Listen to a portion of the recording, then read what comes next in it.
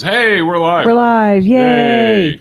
Good morning, good evening, happy afternoon, merry midday, whatever this is that works for you. Welcome to the PGL Lobbycast. Today is episode number 356. I am Will. This is my lovely wife, Erin. Once again, brought to you from Casa de Kitchen, the current home of the PGL recording studios, as the basement is still a war-torn, refugee-ridden disaster area. Wow. Yeah. Yeah, I saw at least 4 back there this morning fighting over scraps or something. I'm not sure. It was Sam was blaming it on Neanderthals. Neanderthals? Yeah. That could also be. That was his excuse. Anyways, the recording studio is currently not down there. Here. We'll go with here. So, Merry Festivus, Happy Holidays, Happy Post-Christmas. A sincere wishes that you have recovered from your turkey-based coma. If you had a turkey-based coma. Or an alcohol-based coma. Yeah, either way. Or both, if you did things right. Whatever works for you. Anyways, long-winded introductions are long-winded, so we'll just cut to the chase. We have a little bit of news for you today. A little bit, yes. Take it away, since you've done the majority of the research. Our field reporter today, Erin Planis, live from the field. We're going to her now. Take it away, Erin. Will was just told that he actually doesn't have an earpiece. Anyway. I wanted an earpiece. Will, honey, I'll get you an earpiece. Would that make you happy? Yay, earpiece. That'd be sweet. I like earpieces. Start a Kickstarter campaign to get Will an earpiece. Make him feel like a big boy. Make me feel like an actual reporter. Yeah. There we go. All right, news, and some news. Yay, news. This first bit hit about, I think, a couple weeks ago, but I'm excited about it, and we hadn't talked about it on the show yet. Apparently, Andy Serkis. Those of you, if you don't know who he is, you're probably hiding underneath a rock. Yes, or you're going to say, "Oh yeah, that guy." Probably at this point, most famous for being Gollum in the Lord of the Rings movies. Also, King Kong in Peter Jackson's King Kong. True. He also did. He's done a lot of video game work, a lot of voice work. Very true. He's very much known for being a vocal and physical actor. He and Toby Jones, I think, are the two big wigs in that area right now in Hollywood. But anyway, Mr. Serkis is slated to write, direct, and star in his own version of a Rumpelstiltskin movie. Should be interesting. Yes, I'm quite looking forward to that. Yes. That is a dark little fairy tale that much can be done with, and I think that he will probably do it justice. As long as he avoids the leprechaun trap, we should be good. I have faith in him. Because Leprechaun was terrible. Yes. And yet it has a following, so... It has enough of a following that I think they have like 3 sequels. So yeah. It says something right there. It does. Plus, we gotta give little Warwick. We gotta give Warwick as much work as we can because he's awesome, and it kickstarted Jennifer Aniston's career. So there you go. Yeah. Really? Oh yeah, she's in the first one. Wow, Jennifer Aniston of Friends. Of Friends, yeah. The superstar with her personal trials and tribulations between her and Brad Pitt being smeared all over every tabloid. Still, which is odd. Weird. Anyway, yes, go back and watch it again. You will recognize her. Babyface Jennifer there. Cheers. There you go. Friends. Anyway, that first bit of news, the second one, and I need to look up if this is still going on, but their Steam was doing a big Double Fine sale. Double Fine. Who, we are big fans of, and you should be too, frankly. But they put 10 Double Fine games on Steam for 80% off, and these titles include Brutal Legend, Stacking, Psychonauts, and Costume Quest. Yeah. So a lot of their good stuff on sale. So look that up. Xbox Live is doing their countdown sale right now with prices anywhere from 25 to 50 to even 80% off. We have picked up a couple of titles as it stands already for the super cheaps. I think I picked up 4 games that were fairly highly rated for under $50.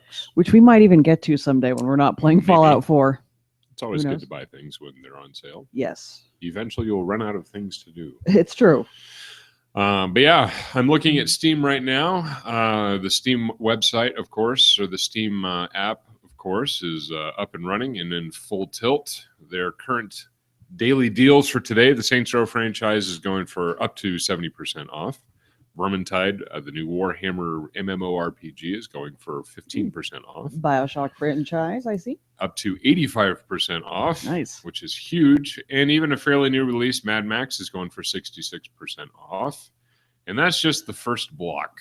And it looks like Ark Survival Evolved, which a friend of mine has told me is interesting stuff, is on there for 40%. So maybe, which is actually a very big world building game, if I'm thinking of the right one. So That's the one. that they've done a lot of good actual factual research on their dinos. Mm-hmm. Yes, this is one of your paleontology lab amigos, I'm assuming. Yes, indeed. A Very man good. who has more information in his head about dinosaurs than at least as much as our boss, which is pretty impressive because our boss has a lot of info in his head.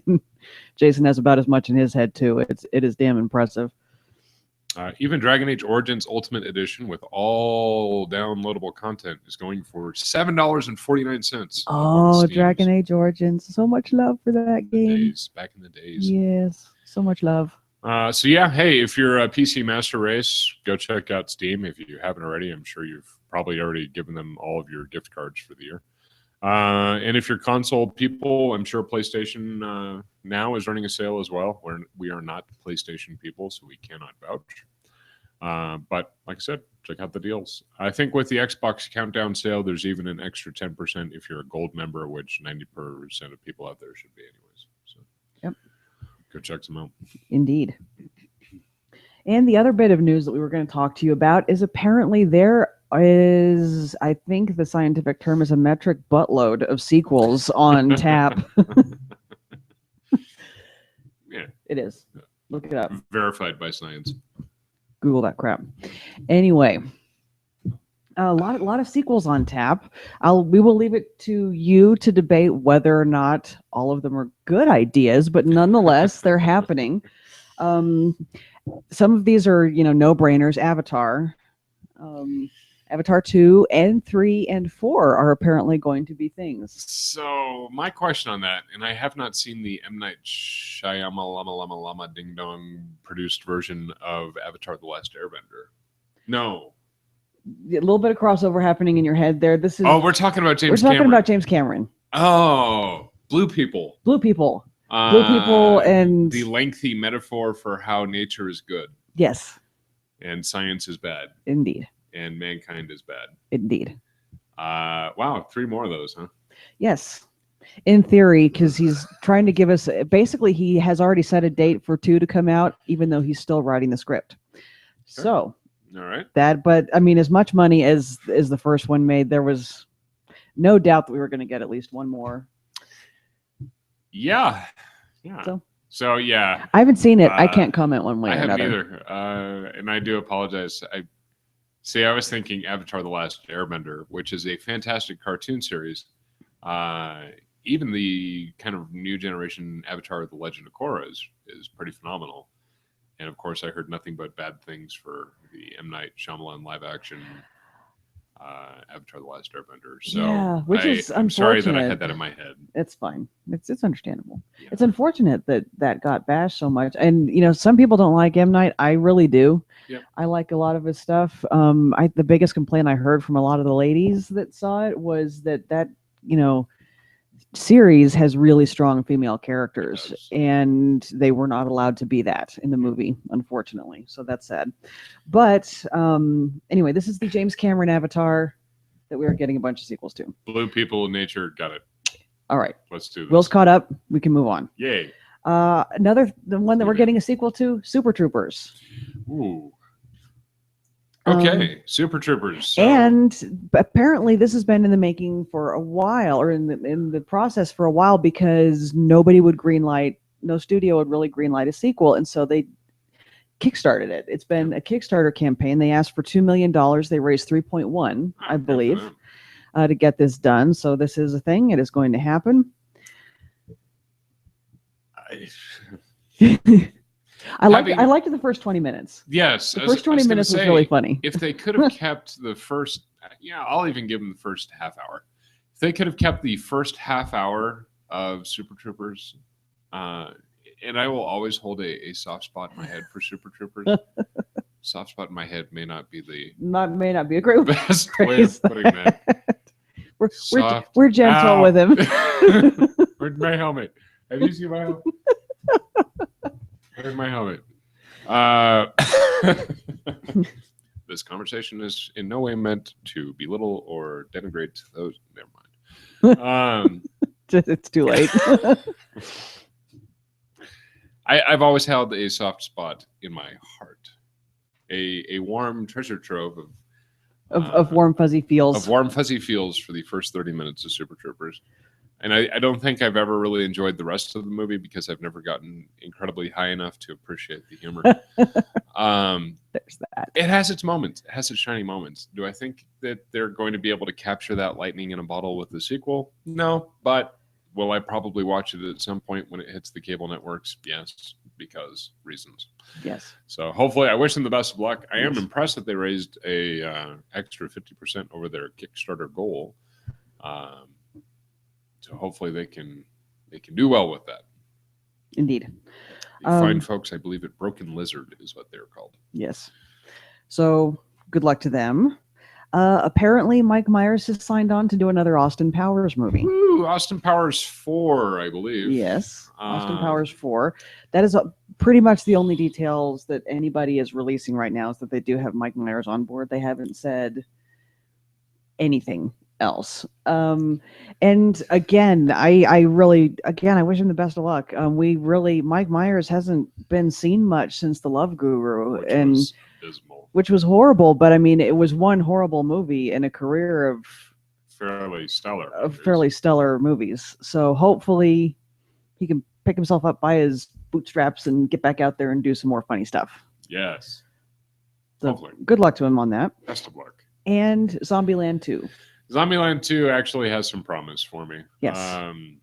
Now, which one is that? Is that Michael Cera or Jesse Eisenberg? Jesse Eisenberg. Yeah, they're both the same for me. They're virtually interchangeable. They kind of are, but strangely enough, I feel much. I see Michael Cera and I just want to punch random strangers. There's something about and I'm sure he's a great guy. I'm sure he's a sweetheart. But I see him on screen and I just want to start punching things that don't deserve it because Michael Cera isn't there for me to punch personally. What did Michael Cera ever do to you? That's the thing. He didn't do anything to me. It's not fair. It's not fair to him at all. I fully admit that. Which movie of Michael Cera's created this unreasoning dislike? Which one didn't might be a shorter list. Because I will admit. He was slightly less punchable in Juno. See, and I never saw Juno. I liked him. I kind of wanted to punch him, though. I know.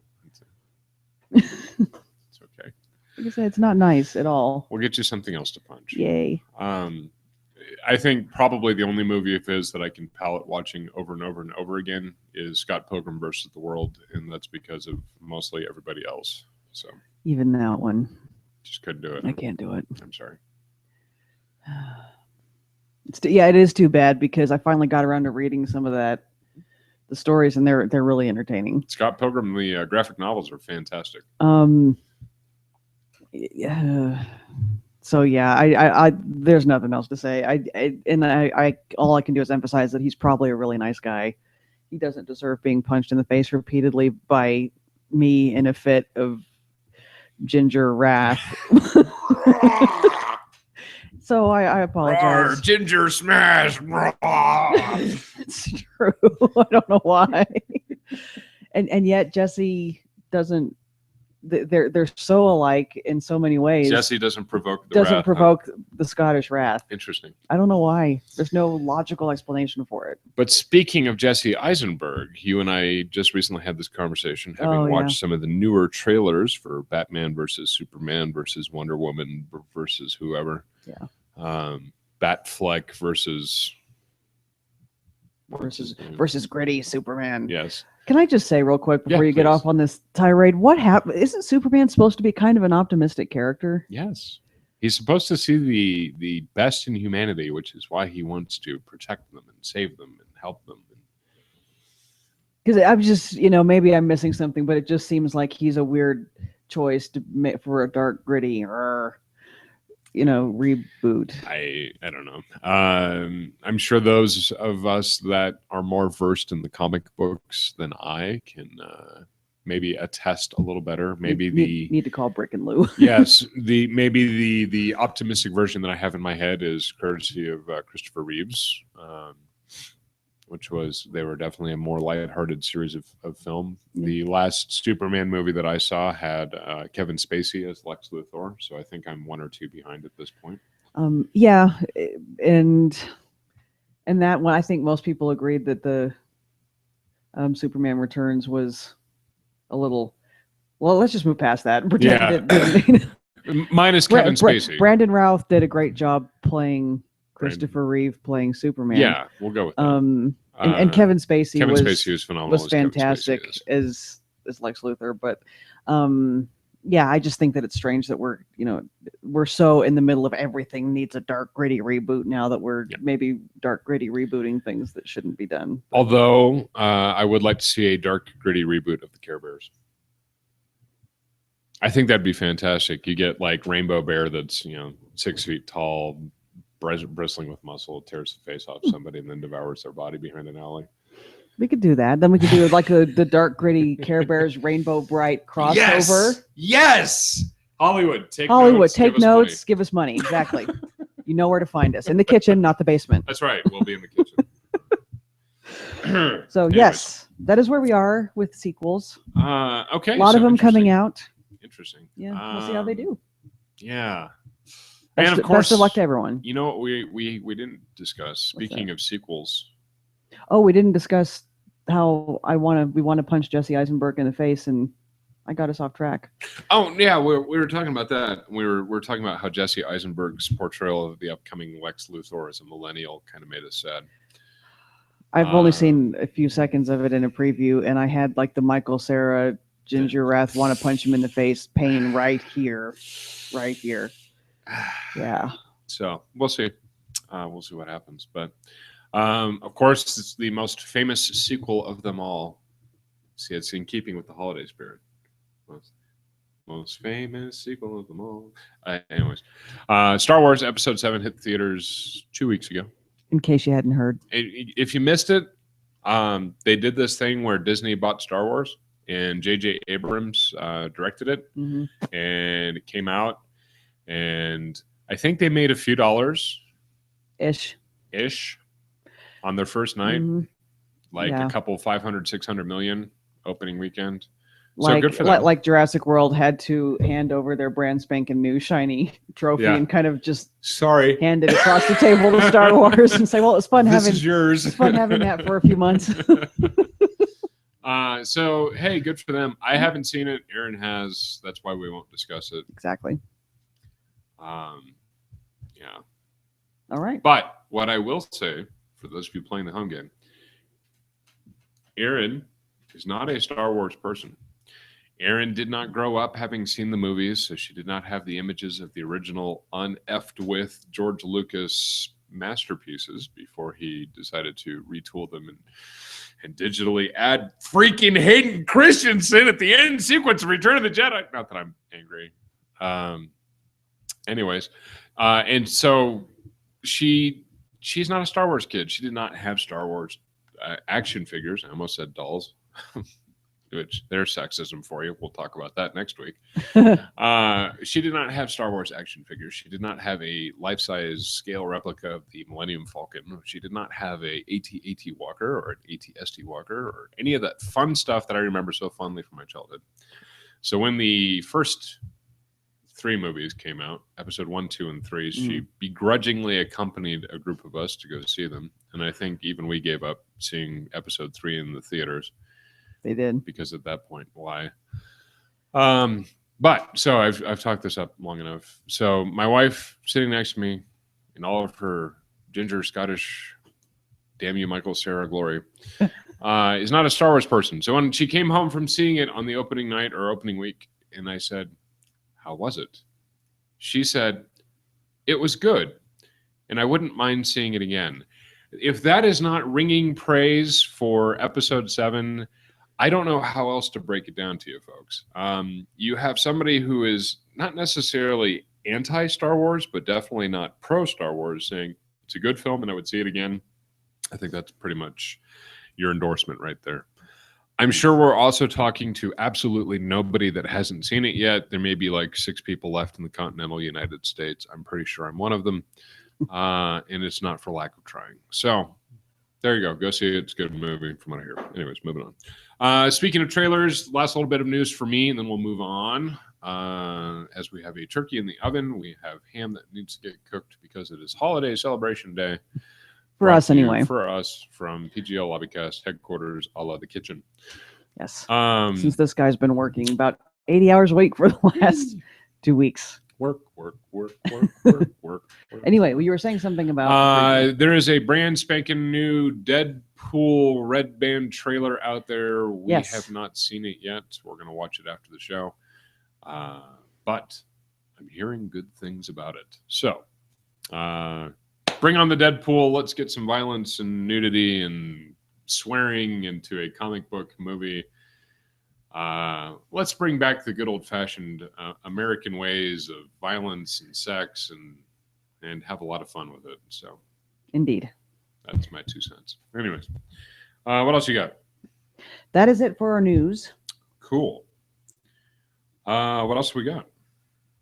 Well, we were going to talk about American Horror Story. Yes, we were. Kind of our weekly watcha, condensed into what you're watching. A watcha. And we are caught up on American Horror Story, and for the first time ever. We're also actually caught up on Doctor Who. Yes, this is true. For also the first time ever. We're good. Wow. High five. Yay, us. Wee. So American Horror Story Hotel. Mm-hmm. Last episode, we may actually be an episode behind. Shh, don't tell them. Spoiler alert. No, I believe we're not. We're caught up. Mm-hmm. Oh, cool. Anyway, so last episode, I believe there are 2 to go. So last episode that we saw, we had Liz. Stuff happened. Mm-hmm. Liz reconnects with somebody. Mm-hmm. Let's see, can we navigate this without giving anything away? I bet we can. We can try. So Liz reconnects with somebody. Iris creates a video. A fantastic video. There's betrayal, there's weddings, there's murders, there's homicides, there's reconnections, there's grotesque vagaries, there's psychotic episodes. So really an average episode of American Horror Story. Pretty much.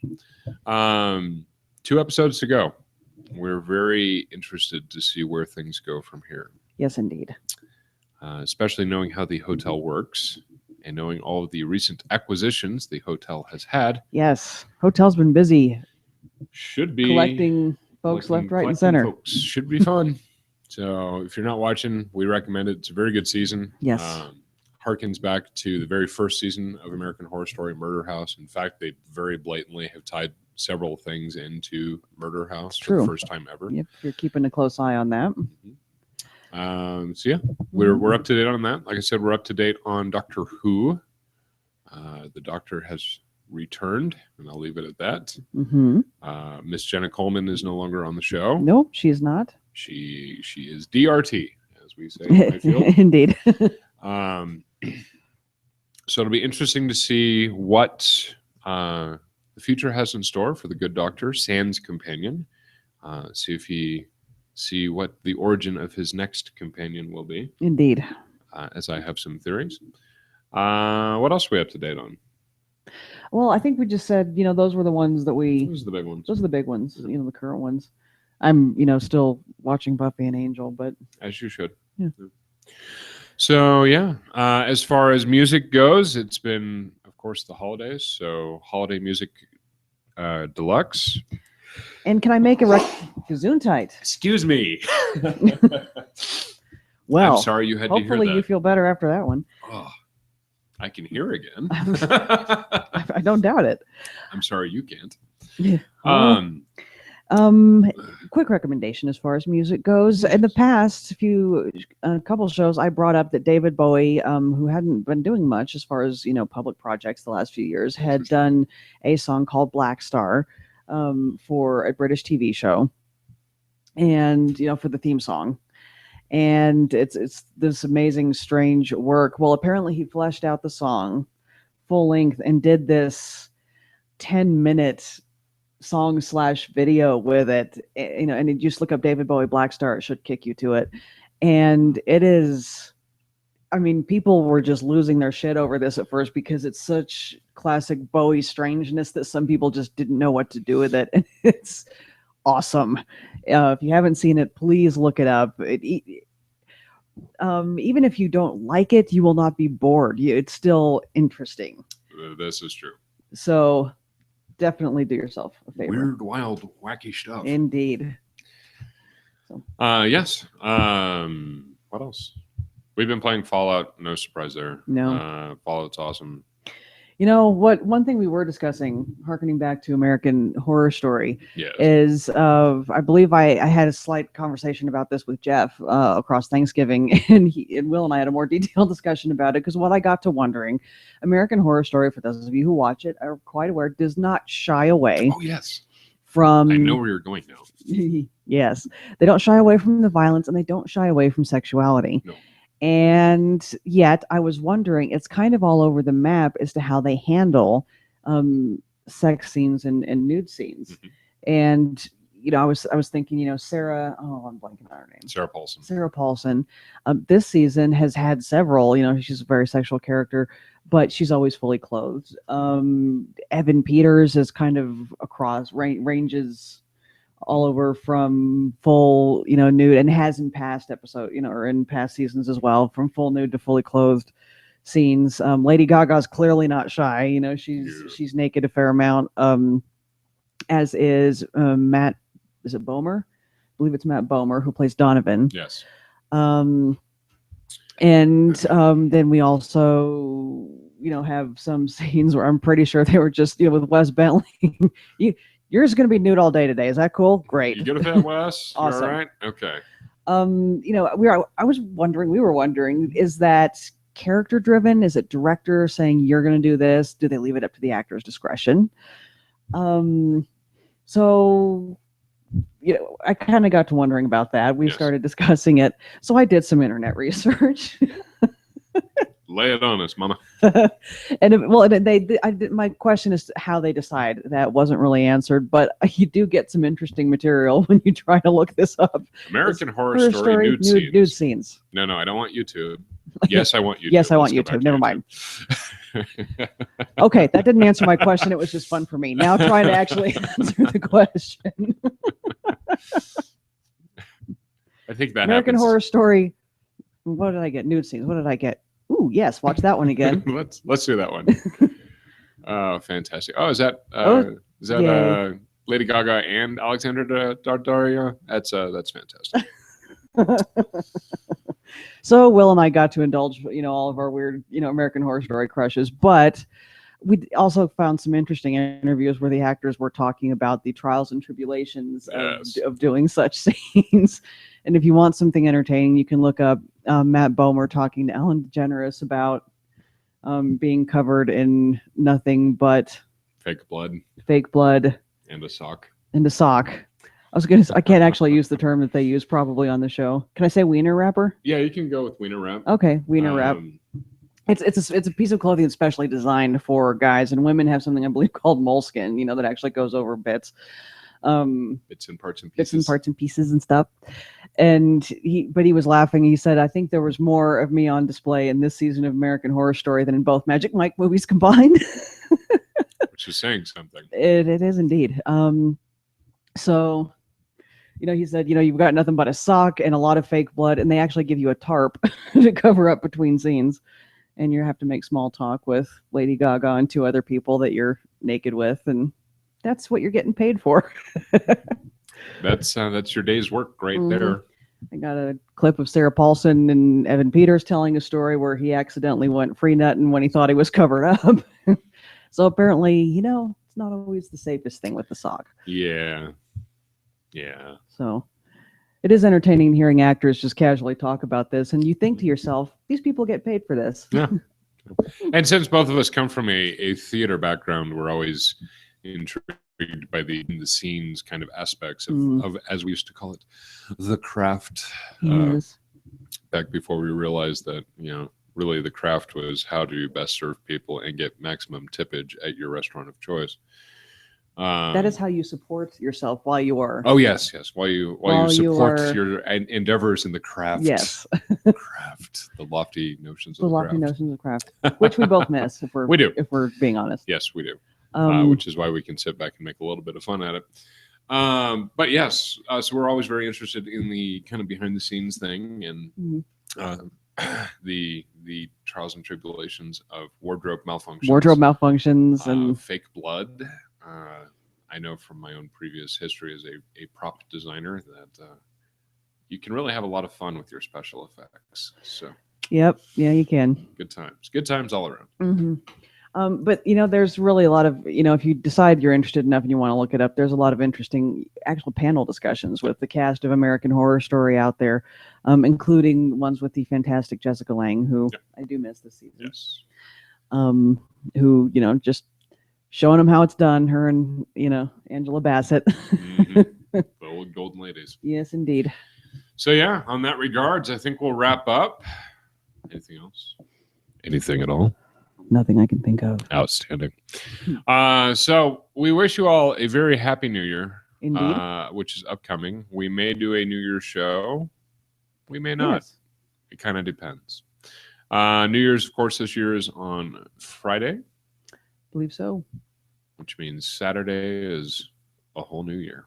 Indeed. So for that, we will bid you adieu. This has been episode number 356, PGL Lobbycast, brought to you live from the PGL recording studios, a la our kitchen. Good evening, good day, good afternoon, good morning, whatever it is to you. You still have one more day before Monday. Drink lots, eat well, and revel in hopefully not having to worry about any more Christmas shopping or holiday activities until next year. Indeed. Cheers. And signing off. We're out.